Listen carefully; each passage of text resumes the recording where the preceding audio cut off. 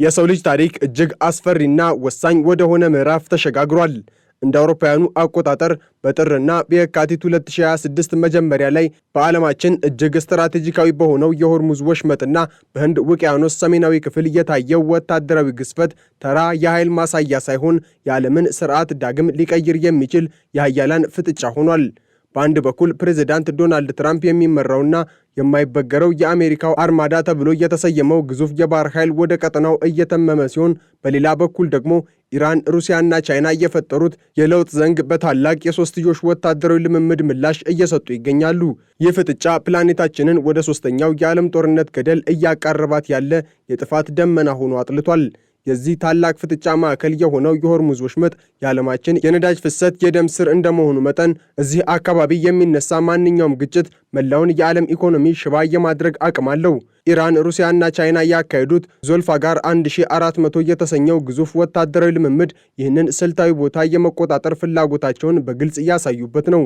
ልምምዱ ከወሽመጡ አንስቶ እስከ ኦማን ባህርና ህንድ ውቅያኖስ ድረስ የተዘረጋ ሲሆን የሦስቱን ሀገራት ዘመናዊ የባህር ሰርጓጅ መርከቦች፣ የሚሳኤል አጥፊዎችና የሰው አልባ ድሮን መንጋዎችን ያሳተፈ ነበር። የኢራን አብዮታዊ ዘብና መደበኛ የባህር ኃይል ከሩሲያና ቻይና የጦር መርከቦች ጋር በመቀናጀት በውሃው ላይ የተገነባ የብረት ምሽግ የሚመስል እንቅስቃሴ አሳይተዋል።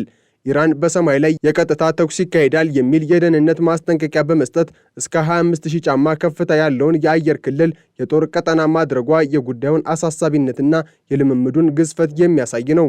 ይህ ልምምድ ሩሲያና ቻይና ለኢራን ያላቸውን ወታደራዊ ቁርጠኝነት ለዓለም ያሳዩበት፣ በተለይም ዋሽንግተን በቴህራን ላይ የምታደርሰውን ጫና ለመገዳደር የተነደፈ ስልታዊ እንቅስቃሴ ነው። በአንጻሩ ከአሜሪካ በኩል እየመጣ ያለው ኃይል እጅግ አስፈሪና በታሪክ ታይቶ የማይታወቅ ግዝፈት ያለው ነው።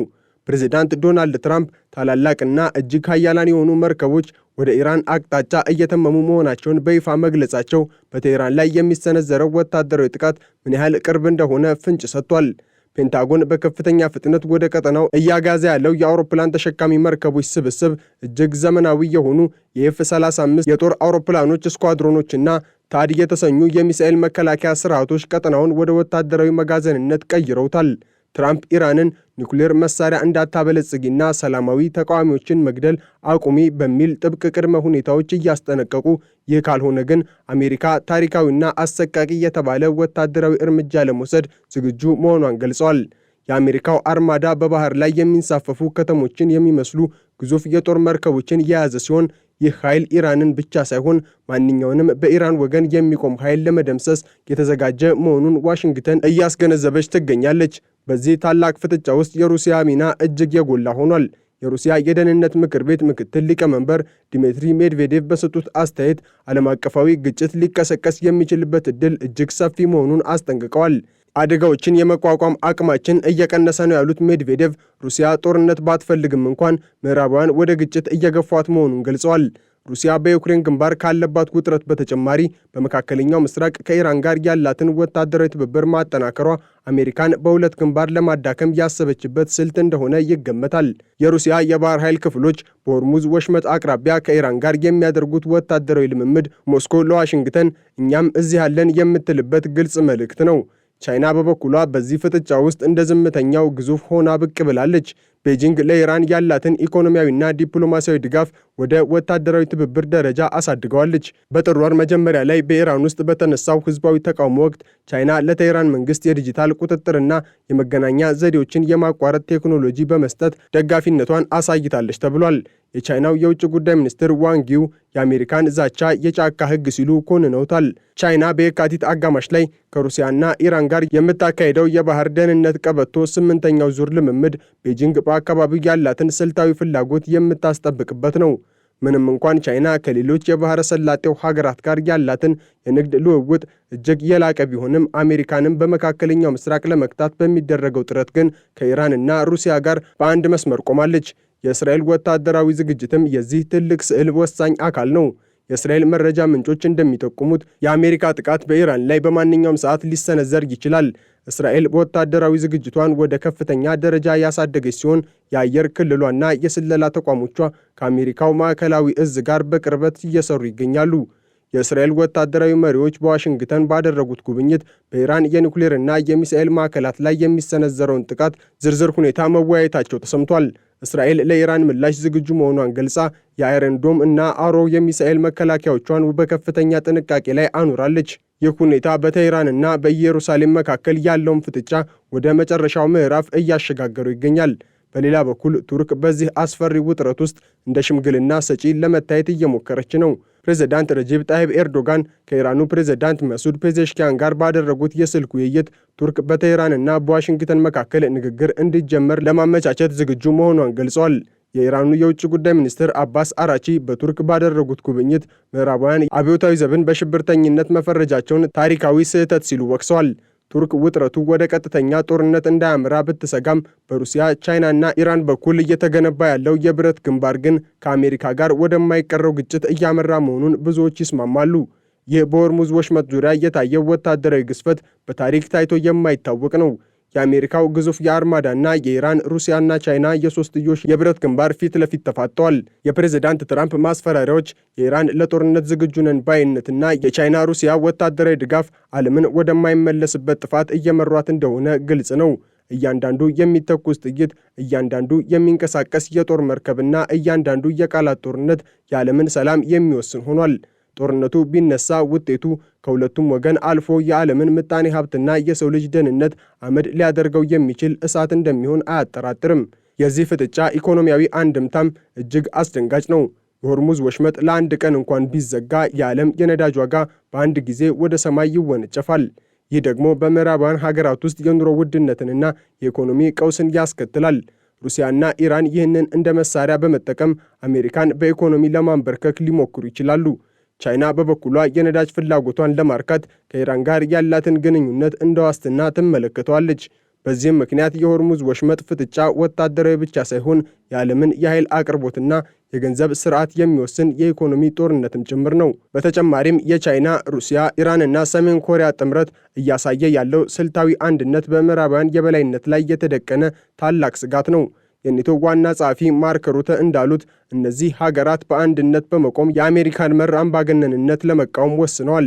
ይህ ጥምረት በቴክኖሎጂ ሽግግር፣ በስለላ መረጃ ልውውጥና በጋራ ወታደራዊ ልምምዶች እየተጠናከረ መጥቷል።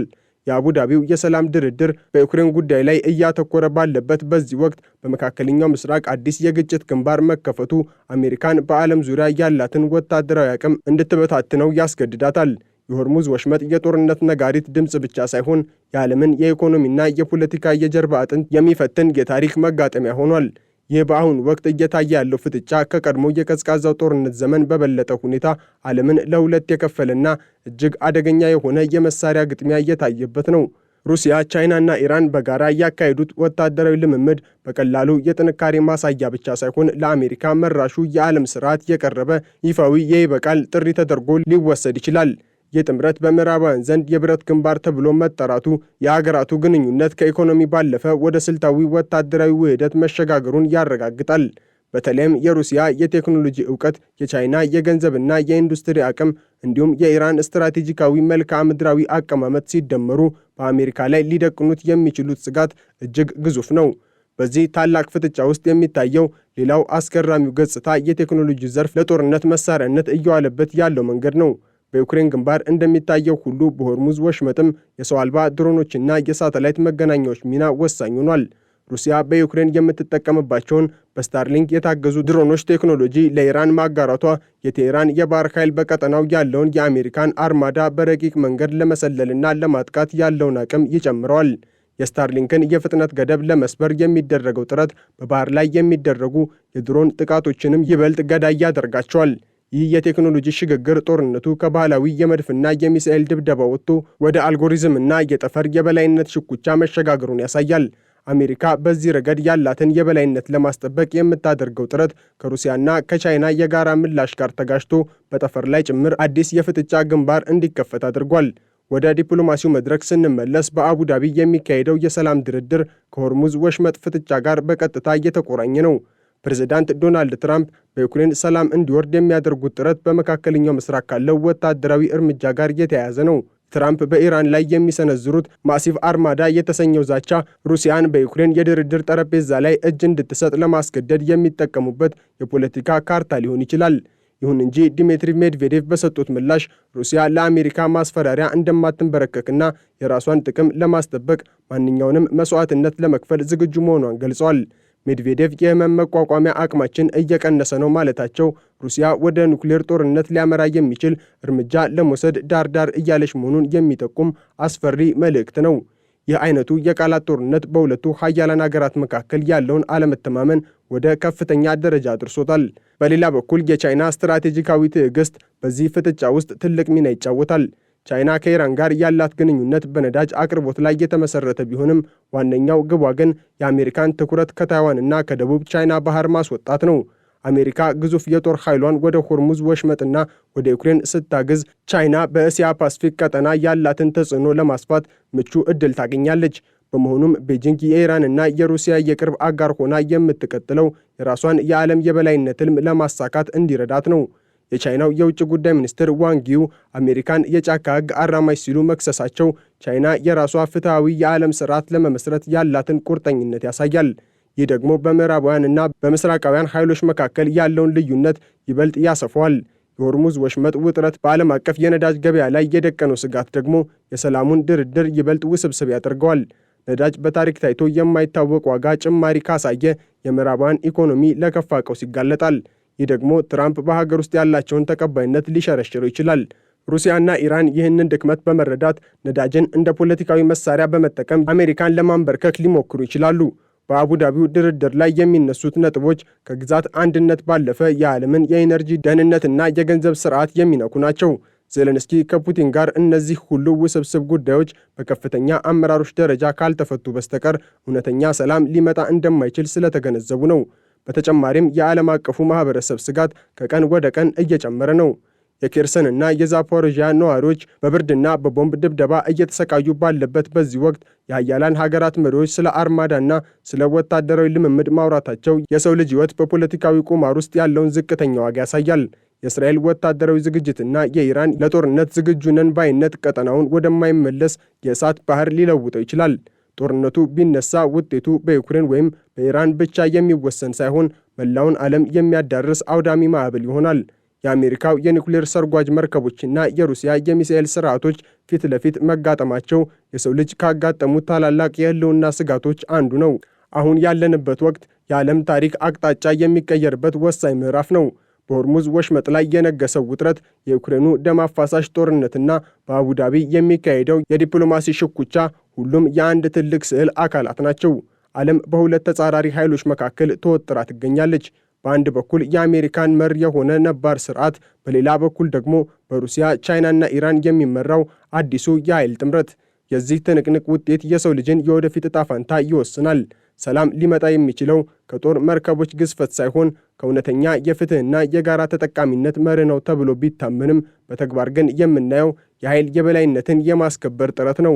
በቀጣዮቹ ሳምንታት የሚታዩት ክስተቶች ዓለም ወደ አዲስ የሰላም ዘመን ወይም ወደማይቀረው የታሪክ ጥፋት እንደምትጓዝ የሚያረጋግጡ ይሆናል።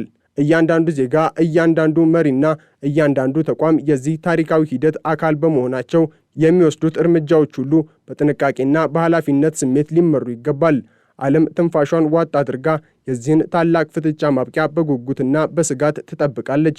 በህንድ ውቅያኖስ ሰሜናዊ ክፍል የታየው ወታደራዊ ግዝፈት ተራ የኃይል ማሳያ ሳይሆን የዓለምን ስርዓት ዳግም ሊቀይር የሚችል የሀያላን ፍጥጫ ሆኗል። በአንድ በኩል ፕሬዝዳንት ዶናልድ ትራምፕ የሚመራውና የማይበገረው የአሜሪካው አርማዳ ተብሎ የተሰየመው ግዙፍ የባህር ኃይል ወደ ቀጠናው እየተመመ ሲሆን፣ በሌላ በኩል ደግሞ ኢራን፣ ሩሲያና ቻይና የፈጠሩት የለውጥ ዘንግ በታላቅ የሶስትዮሽ ወታደራዊ ልምምድ ምላሽ እየሰጡ ይገኛሉ። በዚህ ታላቅ ፍጥጫ ውስጥ የሩሲያ ሚና እጅግ የጎላ ሆኗል። የሩሲያ የደህንነት ምክር ቤት ምክትል ሊቀመንበር ዲሚትሪ ሜድቬዴቭ በሰጡት አስተያየት ዓለም አቀፋዊ ግጭት ሊቀሰቀስ የሚችልበት ዕድል እጅግ ሰፊ መሆኑን አስጠንቅቀዋል። አደጋዎችን የመቋቋም አቅማችን እየቀነሰ ነው ያሉት ሜድቬዴቭ ሩሲያ ጦርነት ባትፈልግም እንኳን ምዕራባውያን ወደ ግጭት እየገፏት መሆኑን ገልጸዋል። ሩሲያ በዩክሬን ግንባር ካለባት ውጥረት በተጨማሪ በመካከለኛው ምስራቅ ከኢራን ጋር ያላትን ወታደራዊ ትብብር ማጠናከሯ አሜሪካን በሁለት ግንባር ለማዳከም ያሰበችበት ስልት እንደሆነ ይገመታል። የእስራኤል ወታደራዊ መሪዎች በዋሽንግተን ባደረጉት ጉብኝት በኢራን የኒውክሌርና የሚሳኤል ማዕከላት ላይ የሚሰነዘረውን ጥቃት ዝርዝር ሁኔታ መወያየታቸው ተሰምቷል። እስራኤል ለኢራን ምላሽ ዝግጁ መሆኗን ገልጻ የአይረን ዶም እና አሮ የሚሳኤል መከላከያዎቿን በከፍተኛ ጥንቃቄ ላይ አኑራለች። ይህ ሁኔታ በቴህራንና በኢየሩሳሌም መካከል ያለውን ፍጥጫ ወደ መጨረሻው ምዕራፍ እያሸጋገሩ ይገኛል።